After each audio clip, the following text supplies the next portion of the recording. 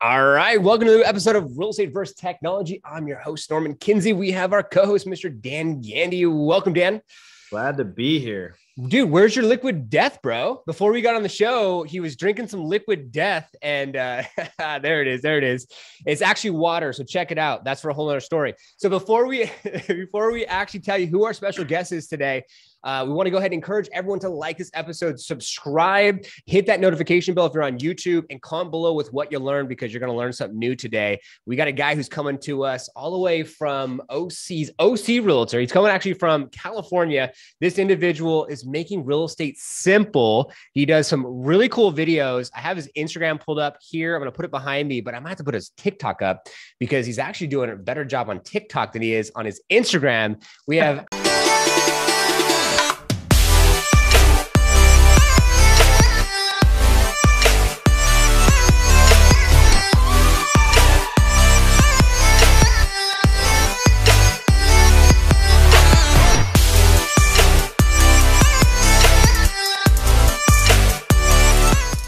I am Peter Flores on the show. Welcome, Peter, Real Estate versus Technology. Hey, thanks, guys. Thanks for having me on. Of course, man. Of course. So, show's all about you. We just want to deep dive into like your story, man. People see you online, they see your videos, they see what you're doing, but let's go all the way, take it to the beginning. So how long have you been in the business? Why real estate, man? Yeah. So good stories there, but it was one way or another. I've been in real estate for probably about 23 years. Started way back with Wells Fargo doing HELOCs back when those are super popular. Wow. I actually used to work for Countrywide. I'm sure you guys remember Countrywide and the whole, real estate thing back in 2007, 2008. So like I said, one way or another, been in real estate for 23 years and also on the commercial side too. So commercial real estate, I was actually a lender on the commercial side. So I know lending. Actually got my license 3 years ago. And I've been doubling my business ever since. The first year was actually a COVID year. So I got my license in the end of November of 2019. And I was like, okay, it's holidays. I'm gonna wait. Beginning of 2020, I started looking around for brokerages. I joined a brokerage and literally like within a couple weeks, everything shut down. And I was like, oh crap, what am I gonna do? So it was crazy. So obviously it was very tough. It was probably the hardest year ever for a number of reasons, personally, my career, everything. Yeah. So within a matter of 6 months, I think I had my first sale, I want to say maybe June or July of 2020. And then I did about 2.5 million my first year in real estate. Nice. In 6 months or less. And like I said, I've been doubling every year. This year, I'm engaged to already double my previous year as well. So anticipating that, and I'll be growing the team soon. So a lot of things on the horizon. So I just love it. And why real estate? Well, I love helping people. I love helping people achieve their dream. And I love it when they feel very confident and have all the data that they need to make an educated, informed decision, because real estate is very, very emotional. Yeah. There's, a couple stressful things in life: marriage, death, divorce, and buying a house. And we do this all the damn time, right? So trying to remove and take the emotional part out of it and just bring data and knowledge to help them make an informed decision is what I love doing, actually. Wow. I love that. I love that. And I have to say that, Peter and I know each other off air. We've known each other. We talk with each other. So I already kind of knew the story. It's cool to hear it again. And I have to say, like, out of a lot of our podcast guests, we haven't had someone that came with like literally, I think do you have a DSLR camera? If you're on YouTube, you're seeing this. Okay. He does. So DSLR camera, microphone, headset. So you could tell this man loves tech and he loves videos because you can already tell. So if you're listening to this, go to Real Estate vs. Tech on YouTube, look it up, check them out. Awesome. I love that. I love that. So tell us a little bit more about like, what's the goals? What's the aspiration? Someone else wants to build a team. When do you see yourself starting to bring on team members and building that out for yourself? So I'm actually starting now. So wow. I have a really good colleague and peer that I really look up to. He's built a team on the mortgage side, and he's just killing it. So took some advice from him. Also, I'm part of a coaching program as well too, and they've provided some good guidance. And they're telling me, they're like, you know what, you just need this framework in order to get started.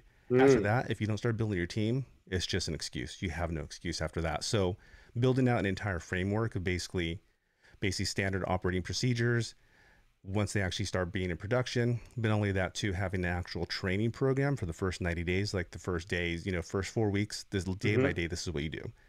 Second month, week by week, this is what you do. Third month, okay, you should have these things going, and then we'll look for the leading indicators to start projecting what kind of business they're going to start doing. So having that in place will help get the business started. So now I'm almost finished with that and almost ready to start bringing on people. Wow. The goal is to have 2 people by the end of the year, and then keep growing from there. That's awesome. I love that. And the last couple of episodes for the viewers and listeners out there, this has been harped on more and more, like SOPs, KPIs, like rinse and repeat models. If you're going to build it out, then just give it out, like hire people or bring people in, give them the organization, the structure, the process. Cause I think as humans, we need structure. So the more that you can give someone structure when it comes to real estate transactions, I feel like that would help so much to kind of lead into that. So that's awesome, Peter, that you're going in that direction and doing that. Yeah. Thanks. Yeah, for sure. So before we go to the mix-up round and give it off to Dan, I have just a personal question. I have your TikTok up here and I'm kind of scrolling through the videos. Okay. And I see one like 180,000 views, 11,000 views. Like you've had some hitters, like 12,000 views. So can you give us a quick, like for the viewers and listeners out there that maybe are thinking about getting on TikTok, this is going to be a great leadway into getting into the tech side with Dan and the mix-up round.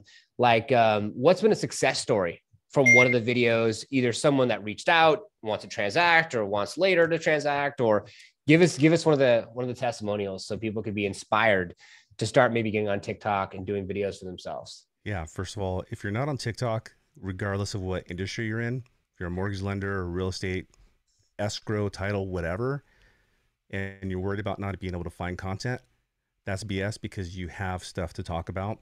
And just get on it and just start using it and playing with it, because it looks so intimidating at first. Just get on it and just start doing it. That's the best advice that I could give as far as TikTok. And yeah, you know what? There's the dancing, the pointing. I don't dance. I can't freaking dance. I have 2 left feet, so I don't dance at all. I tried it and I didn't like it. So now I just provide data, provide educational stuff, and you could totally hit on that and go from there. But a success story that I've had. So actually, more than a few. I've closed about $2 million in volume just from TikTok and Instagram. So quickly doing the math, that's roughly about $45,000 just off of those 2 leads. So, and I have 2 in the pipeline because of that as well too. So first one was over $1 million lead.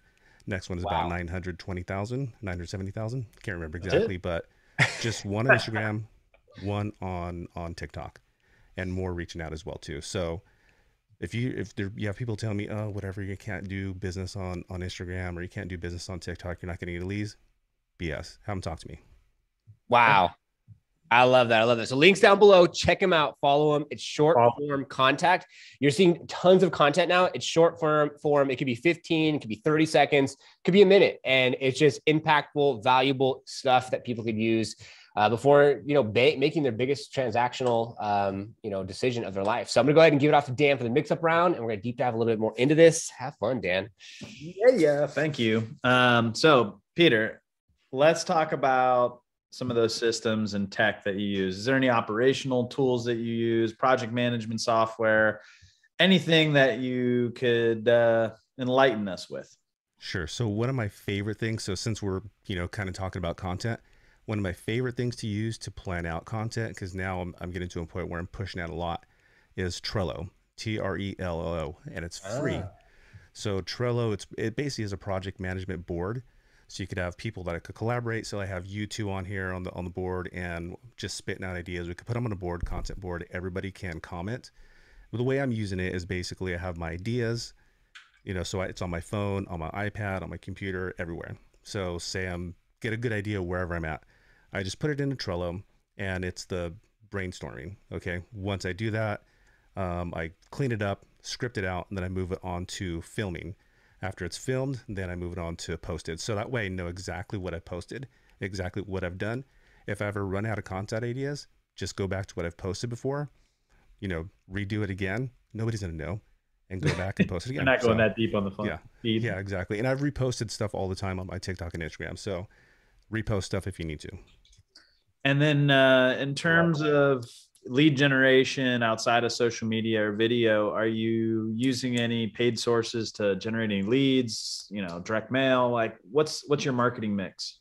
Yeah, so direct mail. So I just started that. I don't have a farm. Basically, I've built my business around sphere of influence and obviously social media. But I did start farming. What I have to say with that is you have to have a plan. Otherwise, you're not going to do it. Just like everything else. If you don't have a plan with your social media, with your business, anything, you're not going to do it. So I tried last year, but again, I didn't really have a plan. So I never followed through. But now I have a plan, what I'm mailing out every other week and just hitting that farm. Cold calling, something I hate doing. I actually built my business off of cold calling back when I was on Countrywide over at Countrywide Bank, and I hate doing it. So now I'm looking for other ways to replace the cold calling because people don't like people cold calling them anyways. So looking on how to do that is just what I'm looking to replace right now. Let's talk about cold calling for a second. I know it's an unnecessary or a necessary evil in most real estate businesses. That's where we start to leverage a lot of texting. Are you doing any text message marketing currently to kind of replace the cold call? Well, I am using Hit 'em Up. It's an actual app that's on your, I think Android has as well too. It's called Hit 'em Up and it syncs with your contacts. I'm using that for my existing contacts, just for holiday blasts, for birthdays, things like that. And it personalizes every single one. So it looks like I said, hey, Dan, hey, Norman, happy birthday, or happy 4th of July, whatever you want to say. So I'm utilizing Hit 'em Up, but that's the only thing that I'm using right now. Cool. And as you build this team, you said that you were getting some alignment from coaching and that. What technology are you seeing evolving that process as you start to scale?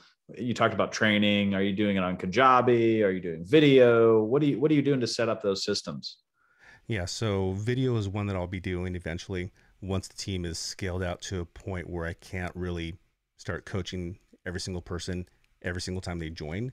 But that's definitely something I'm looking into. But I think a very important thing to do is technology-wise is having a good, solid CRM that's good and plays well with teams. So that way, as a team manager, you could actually see the production, what they're actually doing. You can see their calls. You can see how many calls they're making, how many appointments they're going on. And the brokerage that I'm with actually has some great technology for that as well too that they're coming out with.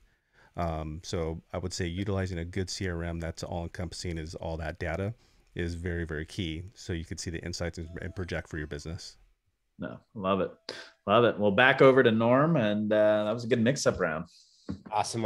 Thank you so much, Dan. I appreciate that. And there's a bit to unpack there. I definitely feel like, we keep hearing it. Standard operating procedures. I love the tools. I love that anyone who's listening, and you could tell the ones that are like on it. They're like, oh, what is this, Trulo? Let me go check it out. You start looking it up. I just looked it up because it was off camera. So I'm over there like, hey, what is this about? Let me check this out. Because it's always nice to find tools. So I love that, you gave practical, actionable items for our viewers and listeners to take and look at some of these tools and find out what's going to work for them. And that's where I think that in real estate, it's very important because every single person can go down their own lane.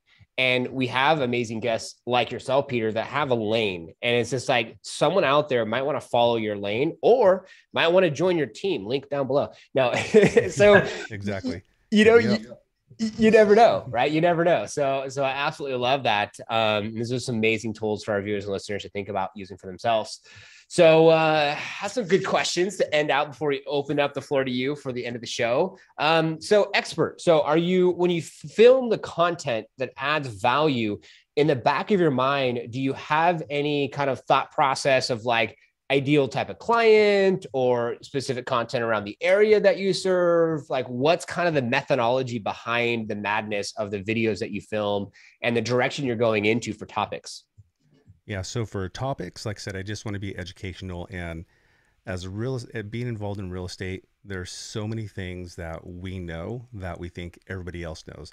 I mean, even as far as knowing what an appraisal is, how that affects your loan, how it affects the purchase contract, stuff that we take for granted all the time.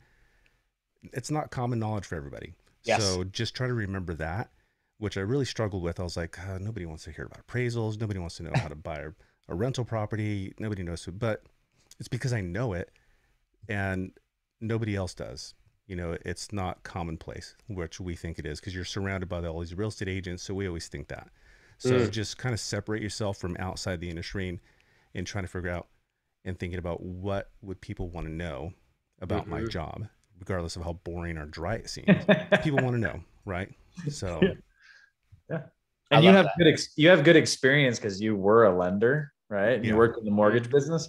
So you have like a expert level view that most people don't have that perspective, even if they're a real estate agent. Yeah. So like I said, I've been involved for 23-ish years in banking and real estate and in lending, and all that stuff I take for granted. And you need to learn to separate yourself and think outside the box of what people want to know. I love that. I love that. Now let's give some practical, like, so for someone who's listening can actually like, oh, wow. Okay. Like, so the video, TikTok, got it behind me in the screen, and it was on YouTube right now. 180,000 views on that one TikTok that you did. What topic was that? It was about painting a front door. The stupidest thing you could ever think of. Painting a front door. Basically, there was a study on Zillow, or was it Redfin? Doesn't matter. Yeah. And they did an analysis of, I think, 170,000 homes, and the ones that had a very bright painted door sold on average for I think it was actually more than $5,000. I said 5,000 in the video, but I think it was more like $8,000. Sold on average $8,000 higher than a house that did not have that. Whether that had, effect or not, whatever, but that's what I was referencing. So I got so much hate on there. So many people debating. Some people, people were like, dude, you're smoking crack. I was like, yeah, whatever. Look at that. You're helping the algorithm. So yeah, comment more. So some people were generally asking me, hey, what color should I, just creating dialogue. So you're going to get one thing I say about TikTok is you got to be ready for the hate. It's bad. They're brutal. Ruthless. I don't know what it is. It's wild. So that's what it was. It was something as simple as that. Wow. So anyone who's listening, it sounds like have thick skin and just be prepared for the hate. And more importantly, I feel like the information. Embrace the hate. Yeah. Embrace the heat. Embrace the hate. I love it. And I think more importantly, like if people think about it like this, like if it's just like, it's just a process. And if you know the process and you know the game, you can win at the game. So don't let the game win you. You need to win the game. So just know that like the hate helps your algorithm. So if you feed into the hate, I mean, you could, or it could just say, hey, thanks for your comment. Or you could say, fuck yourself. Oh, sorry. No, Roma, please edit that. Please. Yeah. Roma, please edit. No. And then if you go down the rabbit hole with that person, then who knows? Maybe it'll help you even more. But that's too funny that because of the hate, that's one of the key performance indicators of how you got to that magnitude of reach. That's super cool. So the last question I have is a question that I haven't asked in a while. And this might be a controversial question and I help with the algorithms here. The good old technology replacing real estate professionals. We know that 90% of the business, 90% of the business, about top 10% of real estate professionals. So if that's the case, and you have Open Door, you have Zillow and all these iHome buyers and stuff like that. So what's your thoughts in regards to technology replacing agents? What potentially could happen to the 90% of agents that just do a deal here and deal there and they don't get on video? Like, what's your thoughts with that?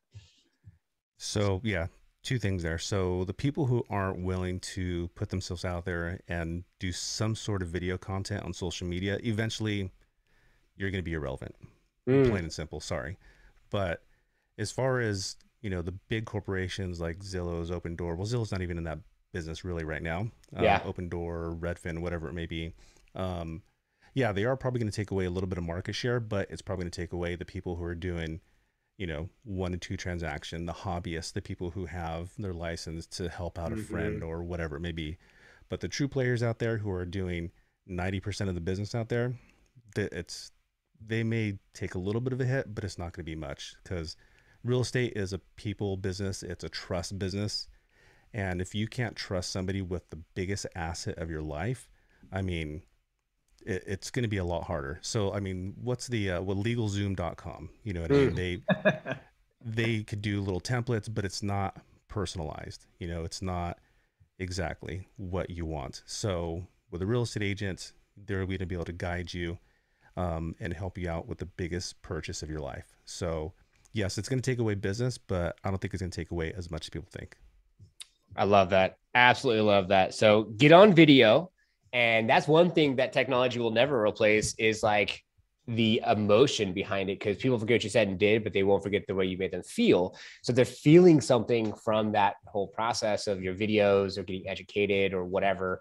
Talk about it all the time, 7 Triggers to Yes, which is a book, talks about that. Like if you do something for someone else, not expecting anything back.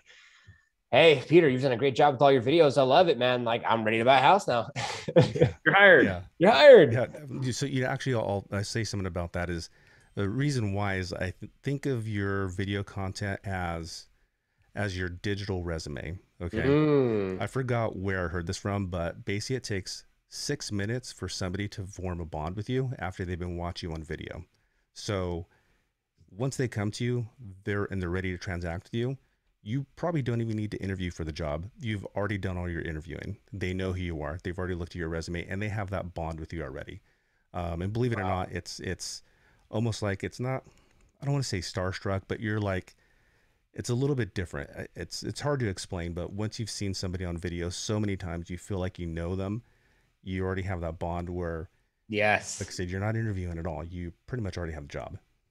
I love that. You know what? That brings up a good point as far as like the habit. Like on a psychology forefront, it could take 30, 60, 90 plus days.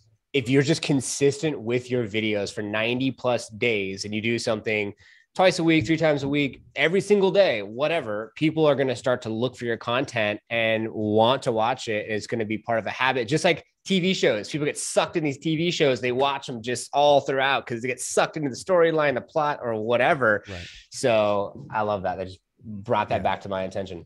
Yeah. And don't worry about how many views you're getting, because think of it this way.